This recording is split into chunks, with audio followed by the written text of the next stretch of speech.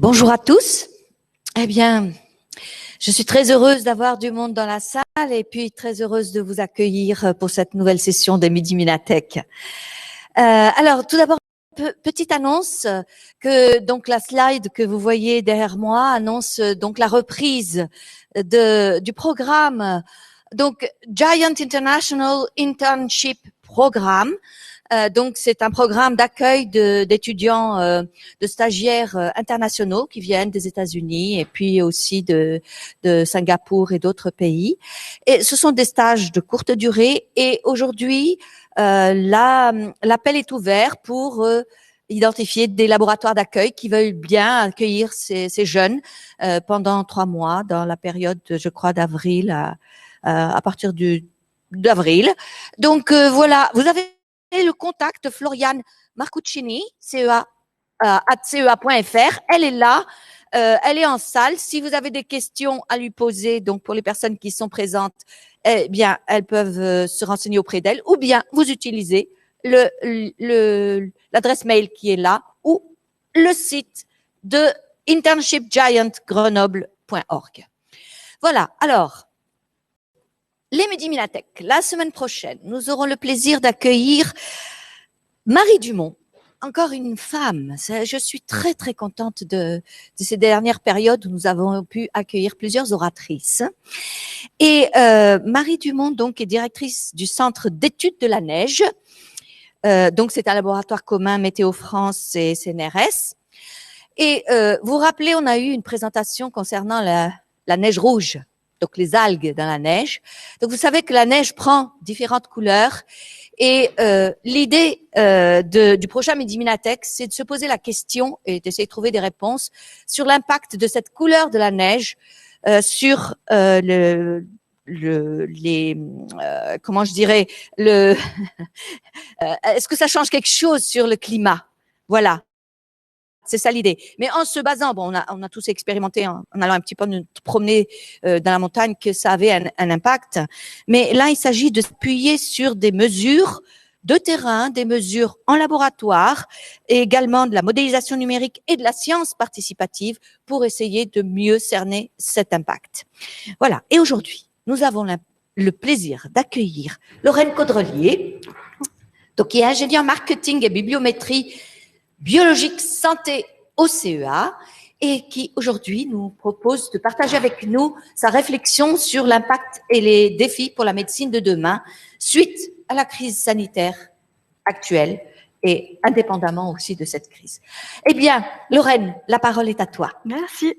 Bonjour à toutes et à tous. Je suis ravie d'être avec vous aujourd'hui. Donc, comme Amal l'a dit, on va parler aujourd'hui un peu des impacts sur la filière santé de cette crise sanitaire et quels sont les défis qui restent à relever. Donc déjà, c'est toute une filière santé qui a fait face à la crise sanitaire. Et pour recontextualiser un petit peu de quoi on parle, on va commencer par définir ce qu'est la filière santé, enfin ce que j'entends par là. Au sens large, elle peut être définie comme l'ensemble des activités des acteurs publics et privés qui concourent à la réalisation d'un produit ou de service ayant une finalité de santé. Donc on a une filière qui prend en compte énormément de diversité d'acteurs, beaucoup plus que la plupart des filières économiques, et elle rassemble donc des exemples d'acteurs comme les offreurs de soins, les industriels, les payeurs, les services de santé, les entreprises du numérique, du diagnostic, pharmaceutiques, etc. C'est une filière qui a ses propres spécificités et ses propres caractéristiques, qui est assez unique. Déjà, elle se caractérise par une grande hétérogénéité de maturité de ses acteurs. On a 30% de start-up, 20% de PME, donc plus de la moitié de ces acteurs qui sont des petites entreprises, donc un vivier d'innovation, et 45% d'entreprises de taille intermédiaire et quelques grands groupes, donc à hauteur de 5%. Cela démontre en fait la richesse, le dynamisme du secteur et sa richesse, mais aussi finalement son immaturité avec quand même beaucoup d'acteurs de petite taille. Chiffre à l'appui, c'est un secteur qui est de premier plan dans l'économie française, puisque déjà c'est un secteur qui emploie près de 2 millions de personnes. Ensuite, c'est un secteur qui est créateur de richesse, qui a un poids non négligeable dans notre produit intérieur brut, qui représente 12,3%, avec un poids économique à hauteur de 300 milliards d'euros. Et enfin, c'est un des rares secteurs qui investit massivement en R&D et qui donc participent à la balance commerciale positive de la France. Donc, toute cette filière assez diverse, elle a été mise à rude épreuve dès que la pandémie est arrivée et elle s'est retrouvée en première ligne. Et face à cette épreuve, face à la pandémie, on a eu deux constats, on va dire deux grandes réactions. Des fortes mobilisations et des difficultés organisationnelles. On va commencer par voir ensemble l'aspect forte mobilisation. Alors déjà, c'est une filière qui a su dépasser ses clivages habituels, à savoir que la filière santé, c'est une filière qui est fonctionne largement en silo, notamment entre secteurs, pharma, technologie médicale et diagnostic, avec chacune leur propre représentant de syndicats d'entreprise, de l'EM pour la pharma, le SNITEM pour les technologies médicales et le CIDIV pour le diagnostic. Entre aires thérapeutiques, des silos aussi, ça s'améliore, mais il n'y a pas forcément de lien très fort entre toutes les aires thérapeutiques, cardiologie, oncologie, etc. Entre public et privé, hôpitaux, même cliniques privées, cliniques publiques et entreprises.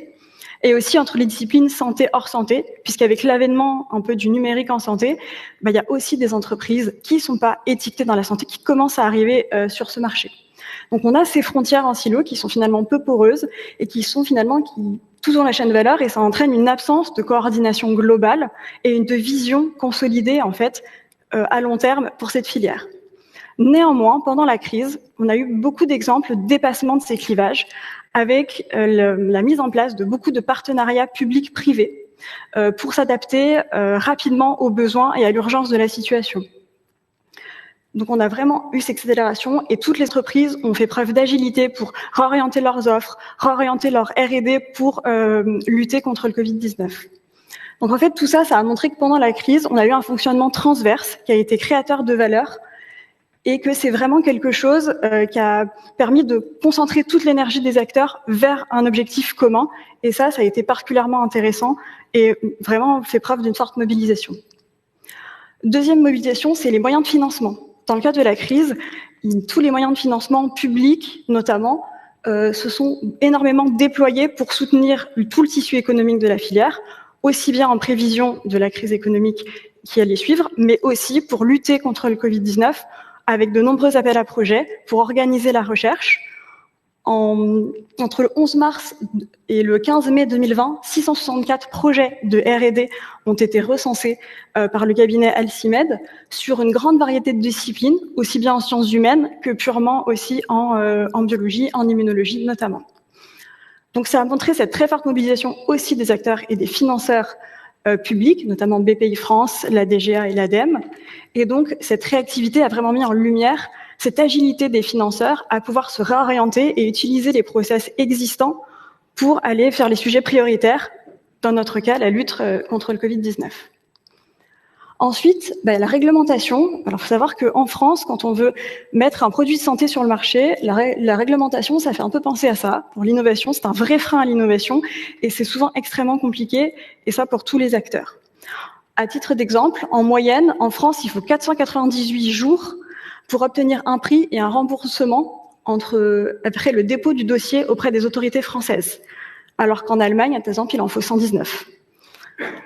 Sauf que pendant la crise, en fait, les autorités réglementaires, aussi bien françaises qu'européennes, se sont adaptées et ont su faire bouger les lignes en priorisant les dossiers, en accélérant les procédures sur les systèmes de fast track, en donnant accès à toutes les normes, en donnant accès à énormément d'informations pour accompagner toutes les entreprises qui voulaient développer des tests diagnostiques, des vaccins, pour accélérer tous ces processus et répondre à l'urgence de la situation. Également, pendant cette période, la réglementation a rappelé son rôle essentiel pour la continuité et la qualité des soins. Notamment, j'ai pris l'exemple ici des respirateurs légers qui a été développé assez rapidement par un consortium, pas forcément santé, qui s'est mis en place entre Air Liquide, PSA, Valeo et Schneider Electric. Donc, ils ont mis toute leur exposition, ils ont réorienté leur production pour faire des respirateurs légers pour aider alors que c'est pas leur cœur de métier. Sauf que comme ils connaissaient pas les normes, il y a la moitié qui n'ont pas été utilisables parce qu'ils ne rentraient pas dans les normes des salles de réanimation. Donc là, je vous ai mis quelques exemples de l'ANSM, donc l'Agence nationale de sécurité du médicament française. 103 essais cliniques autorisés en 2020, 7 jours de délai d'évaluation des demandes d'autorisation d'essais cliniques contre 60 normalement, et en tout 961 évaluation de dossiers pour les tests diagnostiques de Covid. Dernière forte mobilisation, c'est l'avènement du numérique qui est venu au chevet de la crise sanitaire. Pendant cette pandémie, il a dû s'adapter à la distanciation. On ne pouvait plus sortir, fallait privilégier plein de technologies sans contact, justement pour aider à maintenir au contrôle de la propagation du virus. Et là, les technologies numériques sont venues à ce service de la pandémie pour proposer des solutions comme la téléconsultation. 19 millions de téléconsultations quand même enregistrées en 2020 par l'assurance maladie. Pouvoir prendre ses rendez-vous à distance. Il y a aussi, le numérique a permis aussi l'autonomisation des patients, où certains patients qui étaient considérés comme avec moins de potentiel de gravité ont pu s'auto-gérer leurs propres symptômes à domicile et donc éviter les déplacements dans les cabinets médicaux et donc aussi freiner les propagations. Ça a permis aussi d'assurer la continuité des soins entre l'hôpital et le domicile, parce que comme les gens pouvaient moins sortir, non seulement il y avait le Covid, et tous les efforts des milieux hospitaliers étaient concentrés pour gérer la pandémie, mais il y a des personnes qui étaient déjà malades, qui ont déjà des pathologies chroniques, qui avaient besoin d'être suivies et de continuer à être pris en charge. Donc là aussi, toutes les téléconsultations, tout le numérique a permis de développer des solutions pour assurer cette continuité. Et enfin, aussi, ça a aidé, les données de santé notamment, pour les suivis épidémiologiques, ont permis d'aider à prendre les bonnes décisions et de savoir mobiliser les ressources face à l'urgence correctement pour dispatcher des patients dans les différents hôpitaux, ouvrir dans certaines cliniques privées des lits, etc. Donc il y a eu vraiment aussi un rôle très important des données de santé pour pouvoir gérer, suivre, tracer les personnes. Donc là, on voit que ça a été vraiment... Et d'ailleurs, là où la technologie a été massivement utilisée, encore plus qu'en France, notamment à Taïwan et en Corée du Sud, la pandémie a été circonscrite beaucoup plus rapidement qu'en France. Alors maintenant, ça va passer le côté des difficultés. Malheureusement ou heureusement, vu qu'on a pris conscience, pendant cette pandémie, ça a mis en exergue des difficultés organisationnelles au sein de la filière santé. Notamment le fait d'être énormément dépendant de toutes les filières d'approvisionnement en termes de médicaments. À titre d'exemple, 60 à 80% des principes actifs des médicaments thérapeutiques sont fabriqués en Asie, notamment en Inde et en Chine. Donc, dès que ça a été mis à l'arrêt, toute industrie à l'arrêt, on a perdu énormément de ressources pour produire nos propres médicaments, ce qui a failli conduire notamment à des pénuries de médicaments de réanimation. 40% des entreprises du dispositif médical en France n'ont pas de production en France, sur le seul territoire français. Il y a des pays qui ont, avec cette industrialisation plus forte, ont mieux réagi. Notamment, l'Allemagne a pu rapidement commander des respirateurs auprès d'un de fournisseurs Drager, qui était une entreprise allemande qui avait ses propres sites de production. Donc, ils ont pu commander énormément de respirateurs, 10 000 assez rapidement. Et la Corée du Sud, qui avait déjà aussi ses propres sites de production de diagnostic, a pu faire jusqu'à 20 000 tests diagnostiques par jour, alors qu'au même moment, la France ne pouvait en réaliser que 9 000. Donc, il y a vraiment un défi. Et puis, pour les médicaments finis, en fait, on a près de 40% des médicaments de l'Union européenne qui proviennent de pays tiers. Et 41% des entreprises du dispositif médical renoncent à la mise sur le marché d'un dispositif médical en France pour des raisons réglementaires. Ensuite, il y a aussi tout le défi de la bioproduction. On a en France 32 sites, d'après la dernière étude du LEM, de bioproduction sur le territoire français, sauf qu'en fait, il n'y a que la moitié qui ont vraiment le statut réglementaire et sont capables de produire des lots industriels commercialisables. Donc en fait, maintenant, clairement, la France n'était pas prête à subir, de ce point de vue-là, à gérer la pandémie de manière sereine. Donc maintenant, ce qui ressort, c'est qu'il est important pour les cabinets de conseil, pour Kaizen Daniels, c'est de cibler les médicaments stratégiques, les filières médicamenteuses ou thérapeutiques stratégiques pour retrouver une certaine souveraineté, et sécuriser un peu toutes ces filières d'approvisionnement. Ensuite, les financements, on a vu précédemment qu'il y avait effectivement des moyens exceptionnels qui avaient été développés. Néanmoins, le financement de l'innovation en santé en France reste trop morcelé et très fragmenté, et ça a été également le cas pendant le Covid-19. En fait, ça a été tellement fragmenté que ça a limité la mise en place de projets structurants, même si l'ambition était commune, même si tout le monde allait dans le même sens, finalement, on n'avait pas des données suffisamment robustes puisqu'on n'avait pas forcément assez de patients pour mener les tests. Et du coup, on a eu des projets compétitifs entre eux, alors que tout le monde voulait faire la même chose. Ensuite, on a un système de financement de l'innovation dans la santé en France qui est averse au risque. C'est-à-dire que ça freine l'innovation de rupture. Et donc, la crise a remis au devant de la scène un constat qu'on fait depuis des années. C'est-à-dire que la France est très forte pour produire des start-up dans le domaine de la santé. Par contre, elle n'arrive pas du tout à les transformer. Il y a énormément de dispositifs de financement pour l'amorçage et la création de start-up, beaucoup moins de modules de financement pour les transformer en PME, puis en entreprises de taille intermédiaire, pour qu'elles puissent vraiment asseoir leur économie au sein du territoire, sur le territoire français. Ça s'explique notamment parce que dans la santé, il y a un temps qui est beaucoup plus long. La vision est à long terme. Le retour sur investissement peut être beaucoup plus long. Les risques sont là. Et donc, c'est une vision qui est parfois jugée trop complexe et risquée par les investisseurs. En France, il n'y a que 7 sociétés de capital risque qui sont spécialisées dans le domaine de la santé. Et par ailleurs, la majorité des financements, en fait, sont au niveau public. Il y a très peu d'investisseurs privés dans la santé. Et donc, c'est souvent sous forme d'appels à projets qui sont souvent très chronophages pour les entreprises. Et souvent, les appels à projets sont peu avenants au risque et à la rupture. Donc, de là est née la nécessité en fait, d'une réponse systémique et globale pour financement de l'innovation en santé à plus long terme, et pas seulement pour faire pousser des pépites, des startups, mais les accompagner plus longuement. Enfin, le dernier blocage, on va dire difficulté, ça a été aussi sur le numérique, auquel le numérique a beaucoup aidé à gérer la pandémie, mais quand même, on a eu un frein, on n'aurait pas été au bout de ce qui aurait été possible, parce que il y a quand même beaucoup de réticences. Il y a eu déjà un blocage sociétal de base sur la gestion de la donnée de santé et sur le numérique dans la santé. Il y a un manque de pédagogie, de confiance, et on a vu avec les difficultés à mettre en place l'application Stop Covid pour faire les traçages, et même avec l'application, il y a très peu de cas Covid, de personnes qui se sont déclarées positives au Covid via l'application. C'est plutôt l'ARS qui a fait une démarche, mais très peu de choses sont passées par l'application. Ensuite, on a vu que même si, depuis l'apprentissage de l'épidémie d'Ebola en Afrique de l'Ouest entre 2013 et 2016, l'INSERM notamment avait mis en place des choses pour partager de la donnée d'un point de vue épidémiologique pour accompagner la recherche. Il y a encore des insuffisances de partage de données, ce qui a freiné là aussi le développement des solutions, des traitements, et notamment pour développer des vaccins. Et c'est aussi pour ça qu'on a pris aussi du retard sur la gestion et sur les tests aussi en France. Et enfin, déjà qu'on part avec une réticence et un manque de partage, on a aussi un manque de cadrage et de concertation entre tous les acteurs, de savoir comment on gère toutes ces données, qui est propriétaire de la donnée, qu'est-ce qu'elle devient, qu'est-ce qu'on en fait.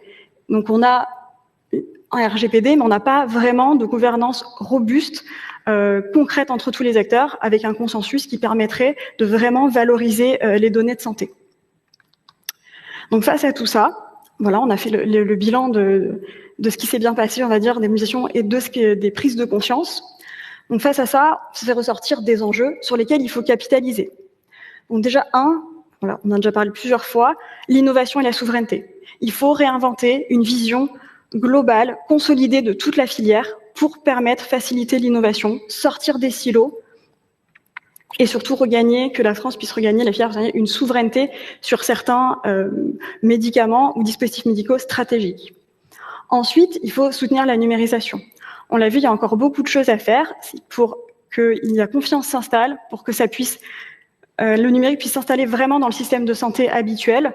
Même s'il y a des progrès, il y a vraiment un travail de pédagogie et de soutien aussi pour améliorer la prise en charge des patients, pour permettre l'autonomisation des patients, avoir un fonctionnement aussi plus efficace de notre système de santé.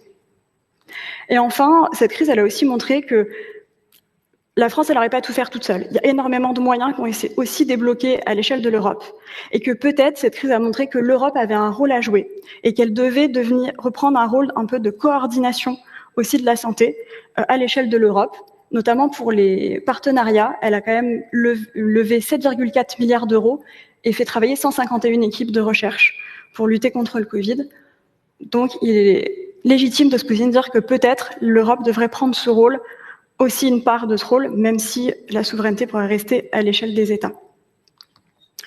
Donc, une fois qu'on a eu ça, je suis pas la seule à avoir compris ça, il y a quand même des initiatives qui ont été mises en place pour un peu préparer le monde d'après.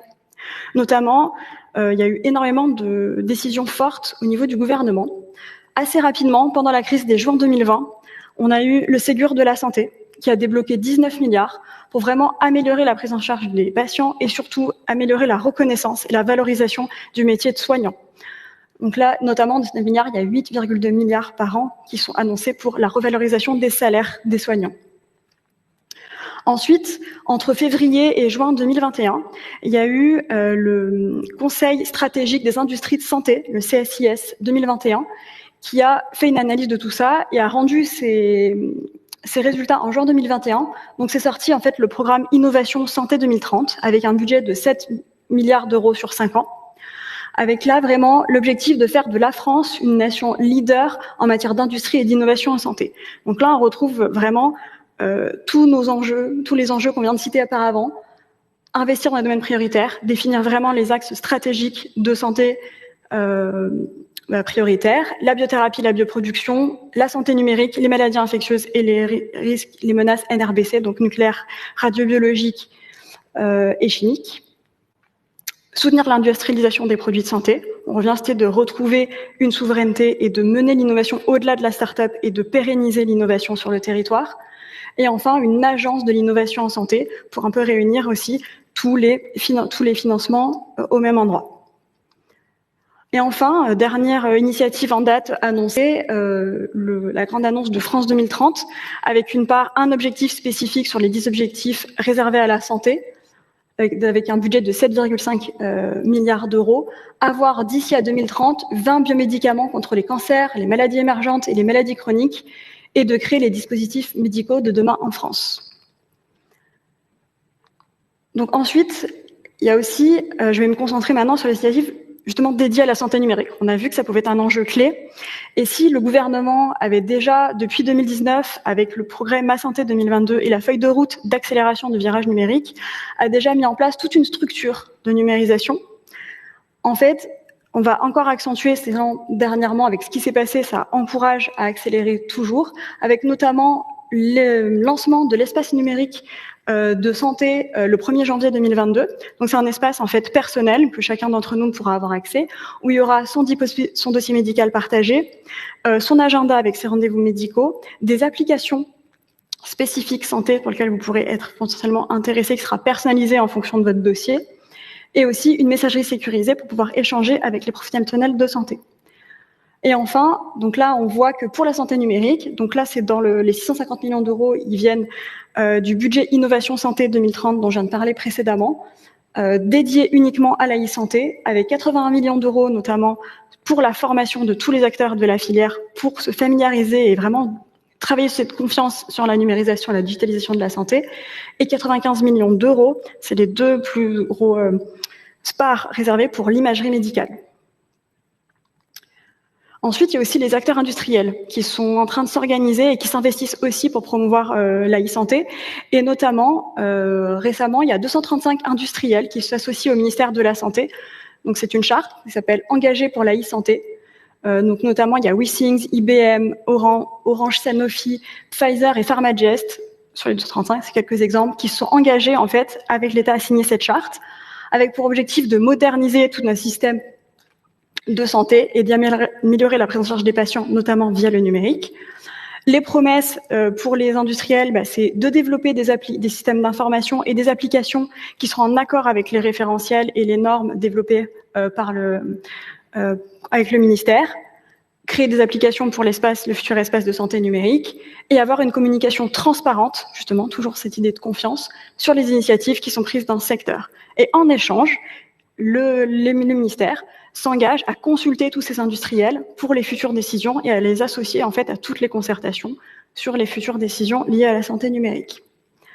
Les industriels, ils s'engagent aussi seuls sur la e-santé, notamment avec Future for Care, donc qui est un futur accélérateur de start-up mis en place par Sanofi, Capgemini, Generali et Orange, donc qui va ouvrir ses portes d'ici la fin de l'année à Paris. Donc 6400 m² d'espace pour accompagner de manière personnalisée les start-up. Ils veulent aussi en parallèle, dans cet établissement, créer un institut qui va permettre de produire de l'information et communiquer de manière beaucoup plus transparente sur la santé numérique, et aussi mettre en place à l'intérieur un catalogue de données, en fait, qu'ils peuvent récupérer pour que justement les startups puissent développer leurs solutions sur un panel de données pertinentes et propres pour les aider à développer et à tester leurs solutions. Donc face à ça, il y a des choses qui se mettent en place, il y a des initiatives fortes, il y a des grands budgets. Néanmoins, il reste quand même des défis à relever. On n'a pas solutionné face aux mises en exergue de difficultés, on n'a pas tout solutionné. J'ai choisi de vous parler de 2 difficultés en particulier. La première, c'est par rapport à l'annonce dans France 2030 de produire 20 biomédicaments d'ici 2030 en France. Alors aujourd'hui, déjà en France, on produit 8 biomédicaments. Donc on est déjà à la traîne par rapport aux 67 biomédicaments approuvés en Union européenne, par rapport à d'autres pays. Et donc, sur ce domaine, on dépend à 95% d'importation. Alors pourquoi c'est un problème? Parce que déjà, on a un dispositif industriel qui est nettement insuffisant pour arriver à la production de ces 20 biomédicaments. D'après les dernières enquêtes du LEM, on a, pardon, pas du LEM, du contrat stratégique, du comité stratégique de filière, pardon, on a moins de 10 sous-traitants pharma de taille moyenne qui sont capables de faire de la bioproduction et seulement 3 acteurs de la pharma qui représentent à tous les 3 9 usines.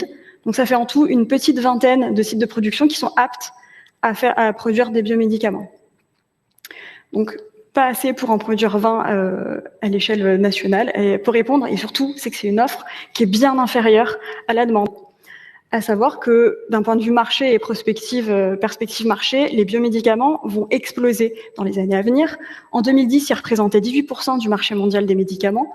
En 2020, 30%. Et d'après les dernières analyses du comité stratégique de filière, ils devraient représenter 50% du top 100 des médicaments vendus d'ici à 2024-2025. Et ensuite, le deuxième point, c'est qu'on a une R&D en France qui est particulièrement active sur ce domaine. C'est que d'après les dernières études du LEM, on a 71 biomédicaments en R&D ou en stade préclinique et 29 qui sont en développement clinique. Et qu'on a, d'après France Biotech, 750 sociétés de biotech qui sont implantées en France. En fait, autant de perspectives de produits qui vont arriver sur le marché pour lesquels, pour l'instant, on ne peut pas avoir de capacité de production industrielle. Et enfin, le deuxième point, j'y reviens, c'était un peu mon fil rouge, c'est l'avènement du numérique. Pour l'instant, il y a encore énormément de barrières à l'installation complète du numérique de notre système de santé habituel, avec déjà des barrières à l'utilisation des données de santé, aussi la formation et l'équipement des professionnels de santé. Il y en a qui sont encore réticents, qui comprennent pas bien comment ça fonctionne, donc ils sont forcément réticents à l'utiliser. On a encore des dispositifs de financement, c'est pas encore très clair. La santé numérique, c'est des acteurs hétérogènes, des acteurs qui sont pas de la santé qui viennent sur ce domaine-là. Donc il y a des choses à cadrer aussi pour gérer les financements. Faut structurer cette filière aussi avec différents acteurs. Les gouvernances aussi qui sont éclatées. Il n'y a pas vraiment de pilotage spécifique, c'est en train de se mettre en place, mais voilà, il y a des choses encore à faire sur le pilotage de la e-santé. Et surtout, il y a aussi un manque dans le cadrage d'évaluation. Là aussi, ça s'adapte au fur et à mesure, mais c'est très difficile pour l'instant pour les autorités réglementaires de savoir comment évaluer correctement un logiciel avec de l'IA, par exemple, pour dire est-ce que la réponse est bonne. Voilà, il y a plein de choses pour savoir comment évaluer tout ça avant de les mettre sur le marché. Donc, je vais conclure cette présentation en me posant ces questions. Est-ce qu'on va vers un changement de paradigme indispensable sur le système de santé? Alors, il y a plusieurs choses qui nous laissent à penser que oui. Déjà, on est dans un environnement propice à aller vers un changement.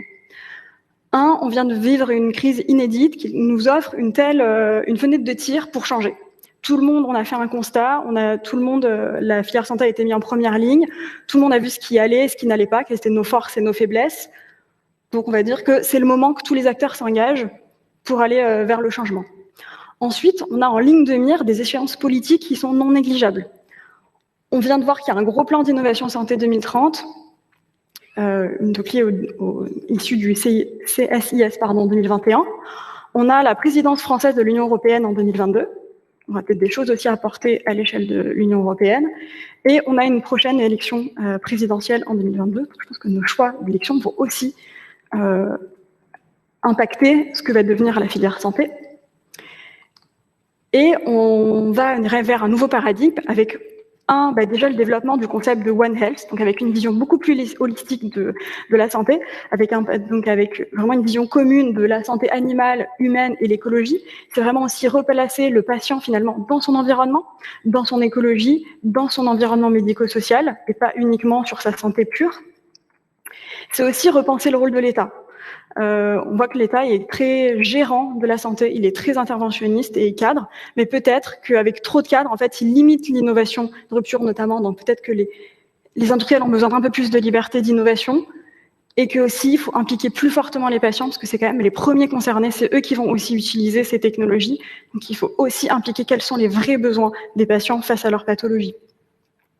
Et enfin, je pense qu'il est important aussi dans ce nouveau paradigme de donner une part prépondérante à la prévention. En général, dans les systèmes de santé, dans les budgets, dans tous les pays de l'OCDE, c'est environ 2% du budget de la santé. Donc c'est un peu le parent pauvre de la santé. Et aujourd'hui, face à la pandémie, on a vu que les comorbidités liées notamment à des pathologies chroniques qui sont liées notamment aux effets du tabac, de l'alcool, de la sédentarité, ont montré que ces comorbidités avaient un impact sur la sévérité face à la crise et que, en plus, les statistiques, les perspectives d'avenir disent à penser que les pathologies chroniques vont se multiplier avec le vieillissement de la population et que donc il y a un vrai rôle à jouer, à investir dans la prévention pour que, au lieu de traiter la maladie, on investisse plutôt dans les choses qui permettent pour nous de rester en bonne santé le plus longtemps possible avant de savoir comment nous traiter. Donc, je pense que c'est sur un paradigme, pour moi, il va reposer sur 2 valeurs socles. Déjà, la confiance, j'en ai déjà parlé plusieurs fois. Je pense que c'est important qu'on ait tous confiance dans les dispositifs, dans les médicaments qui arrivent sur le marché, qu'on soit confiant pour les utiliser, qui vont nous aider à prendre soin de notre santé. Dans l'utilisation du numérique, qu'on ait confiance dans ce qu'on nous dit, que quand un médecin s'appuie sur une intelligence artificielle pour l'aider à sa prescription ou à analyser, faire un diagnostic, il faut qu'il puisse comprendre et avoir confiance que l'IA l'aide et va prendre une bonne décision, parce que les impacts sont non négligeables derrière s'il y a une erreur. Donc il faut vraiment travailler sur cette confiance, sur l'utilisation de nos données de santé, à quoi elles servent, vraiment développer ça. Ensuite, pour moi, la deuxième, c'est l'équilibre. L'équilibre pour, justement, notamment dans le statut de l'État, oui, un État qui cadre et qui devient garant de la sécurité et du soin, mais pas multi-interventionniste qui empêche toute innovation et toute disruption dans le système, pas au bénéfice du patient, justement, qui vont le priver de certains bénéfices, qu'il y a des médicaments qui ont du mal à arriver sur le marché alors que des patients en ont besoin. Un équilibre aussi au niveau du numérique en santé, d'accord, pour une IA qui va aider à prendre des décisions aux médecins, qui va pouvoir faire des prescriptions, éviter les interactions médicamenteuses, en créer des alertes, parce que l'erreur est humaine. Après, je suis beaucoup moins fan d'utiliser des assistants vocaux dans les EHPAD pour remplacer l'isolement et pour les occuper ou pour gérer des personnes âgées, pour laisser plus de temps médical aux aides-soignantes. On a tous vécu un peu isolés, on sait bien que les apéros Skype, c'est sympa, mais l'humanité, c'est bien aussi.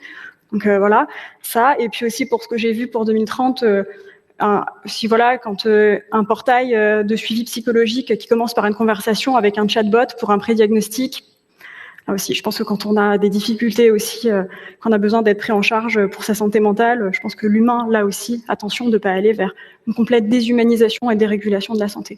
Donc là aussi, une valeur d'équilibre importante. Et enfin, je vais finir cette présentation en vous posant une question, en espérant vous avoir amené quelques matières à réflexion pendant cette présentation. Parce qu'en fait, la vraie question, c'est quelle médecine vous souhaitez pour demain? Merci.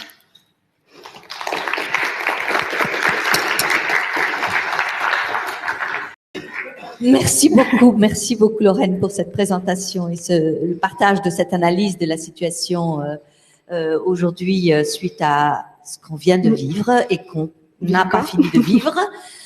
Voilà, très bien. Donc, ta présentation est ouverte aux questions. Oui. Donc, je me tourne vers le public. Et donc, on a une question en salle. Oui. Puis, je me prépare à aller lire les questions qui pourraient apparaître depuis à distance. Bonjour. Il n'y a pas de... J'ai pas de son. Je vous entends pas. Alors, le micro... S'il vous plaît, est-ce qu'il marche? Sinon, je donne le mien. Alors, attendez. Il a l'air de marcher, c'est bon. Oui, bonjour. Frédéric Etzmann du CEAM, merci beaucoup pour la présentation. J'ai 2 questions. La première, c'est sur les médicaments dits stratégiques. Vous avez dit qu'il y a un accent qui est mis là-dessus. Comment on choisit un médicament stratégique? Est-ce que c'est un médicament qui a un effet incontournable, je ne sais pas, un anesthésique pour une opération? On ne peut pas s'en passer. Est-ce que c'est un médicament qui concerne tout le monde? Je ne sais pas, l'effet Algan. Ou est-ce que c'est un médicament qui va créer de l'activité industrielle, un biomédicament pour le futur? C'est 3 choix très différents et je ne sais pas duquel on parlait. Et ma deuxième question n'a rien à voir, c'est sur le volet prévention, qui est un parent pauvre des financements, vous l'avez dit.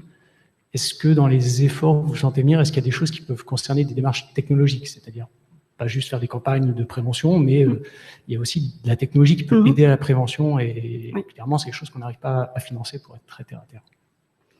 Oui, alors je vais répondre à la première question.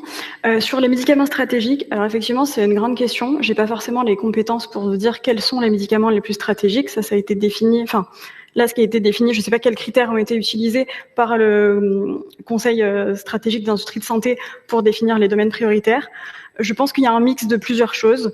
Il y a un mix effectivement de l'impact sociétal lié notamment aux perspective dans le temps des pathologies, en disant ça va concerner de plus en plus de monde, donc il va falloir mettre en place des choses et il y a un marché entre guillemets à répondre. Et il y a aussi l'aspect, je pense malheureusement aussi très économique, de dire qu'on va aller sur ce qui sur le papier va apporter le plus de valeur économique et de retour sur investissement. C'est le cas notamment des biothérapies. Oui, ça a un impact très fort, ça permet de traiter des pathologies, notamment en oncologie, qui sont pour l'instant pas traitables. Donc il y a un vrai potentiel, et en même temps, on sait que ils vont se vendre très cher.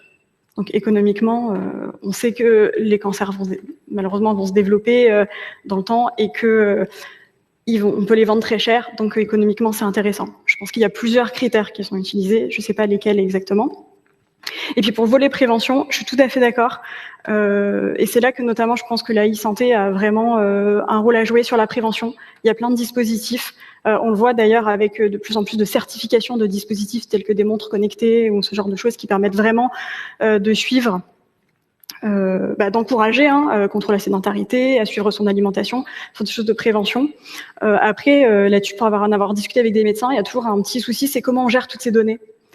Et comment on fait des alertes, et il y a toujours une question de, ça revient à ma valeur d'équilibre, oui, il faut responsabiliser les patients sur leur santé sans culpabiliser. Et sans les culpabiliser, sinon on peut avoir des choses contre-productives. Donc effectivement, dans ce financement, dans le volet prévention, il y a aussi des technologies, bien évidemment, qui peuvent aider à la prévention, pas seulement des campagnes. Très bien, merci. Alors, soit on a des questions à distance, mais là, j'attends de voir. Oui, on en a une. Pourriez-vous dire ou redire comment se définit un biomédicament? Oui, effectivement, c'est une question que je me suis posée. Un biomédicament, ça va être un médicament qui va reposer sur le vivant, c'est-à-dire qu'il va utiliser soit des anticorps, soit des cellules, en fait, pour traiter une pathologie. Très bien, merci beaucoup.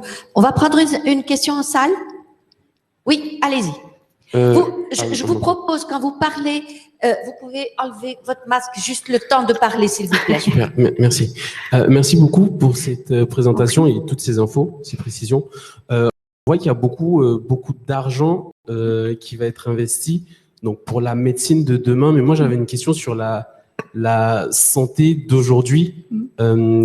C'est-à-dire que je me pose la question de savoir si en mars ou en décembre 2021, il y a un nouveau virus, je sais pas, le Covid-22 complètement différent. Est-ce que la France sera prête à absorber tout ce qu'il y a eu comme conséquence en mars 2020, par exemple? Et la question subsidiaire, c'est en ce qui concerne la fabrication des médicaments, est-ce que il y a eu une relocalisation ou est-ce que c'est le même problème?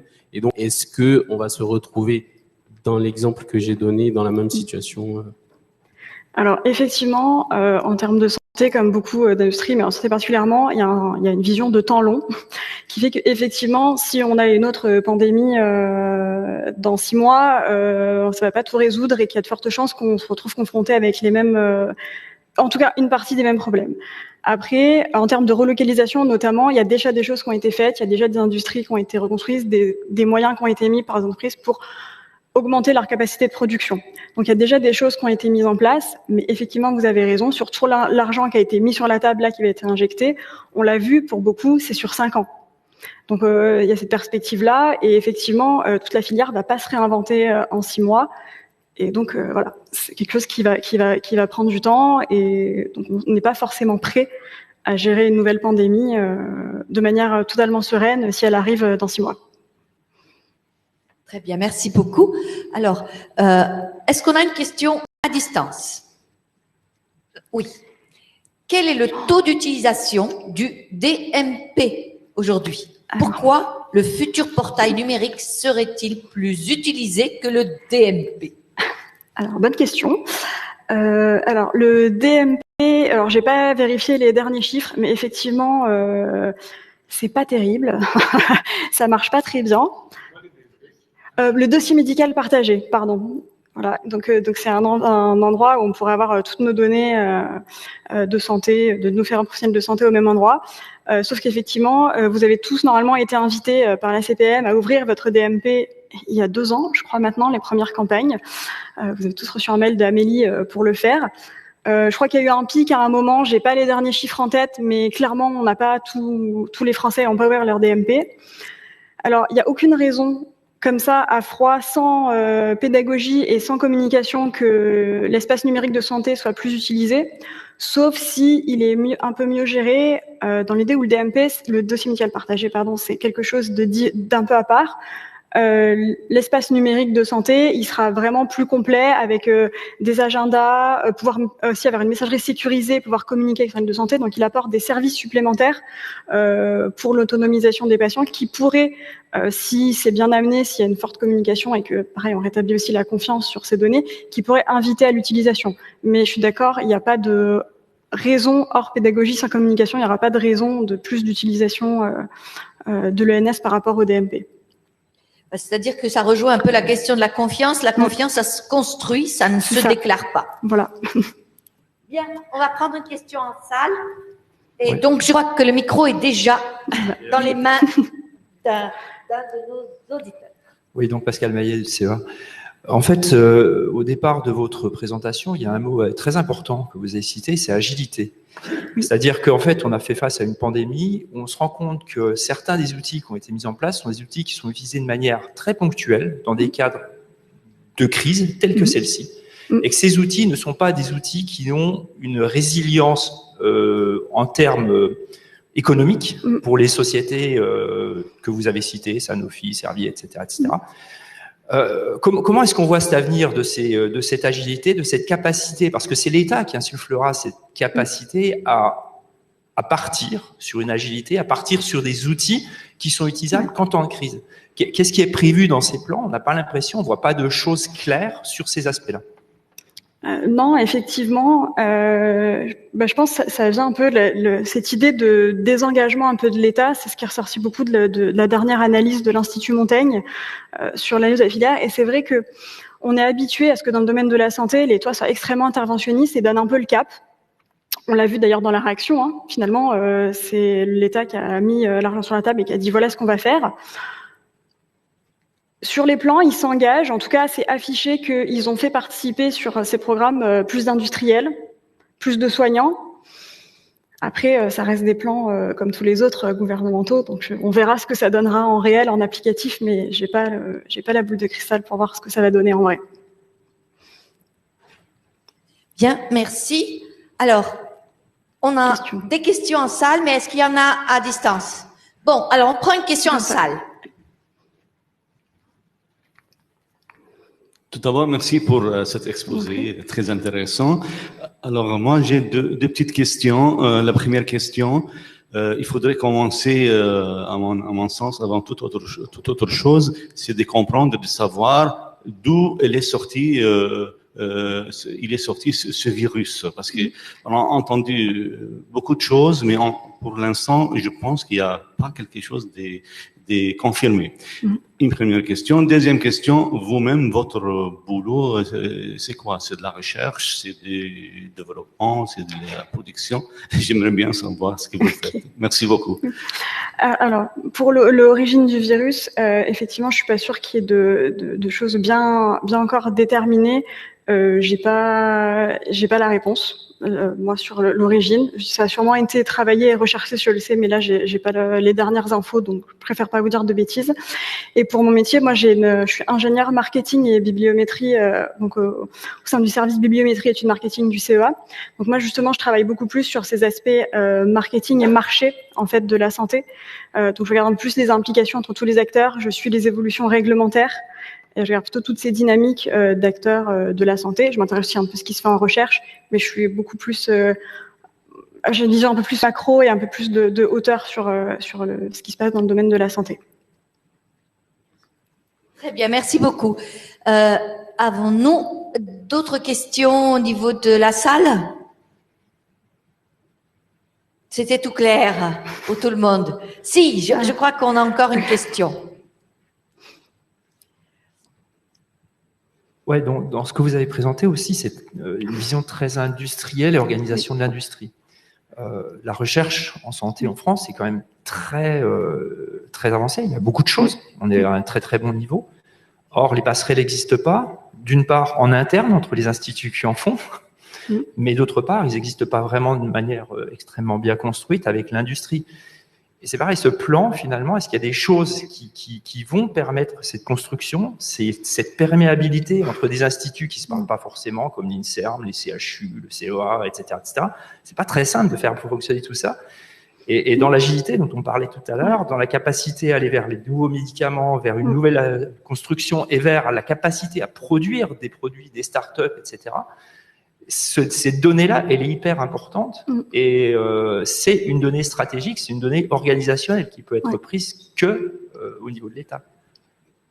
Oui, mais je suis d'accord avec vous là-dessus. Effectivement, les plans sont une vision, là encore, on pense à l'économie et au retour sur investissement. Donc, il y a une vision très filière industrielle.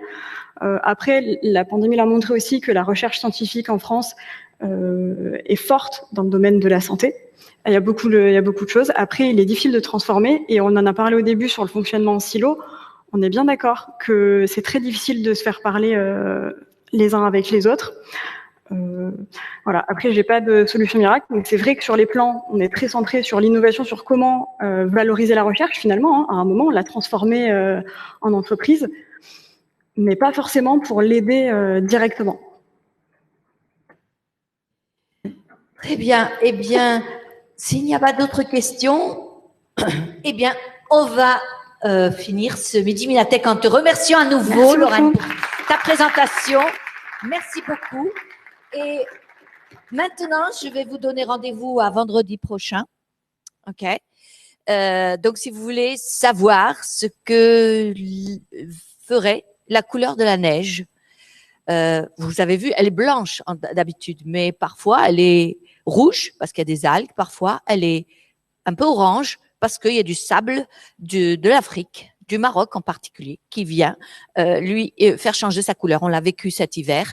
Et donc, ça a forcément un impact.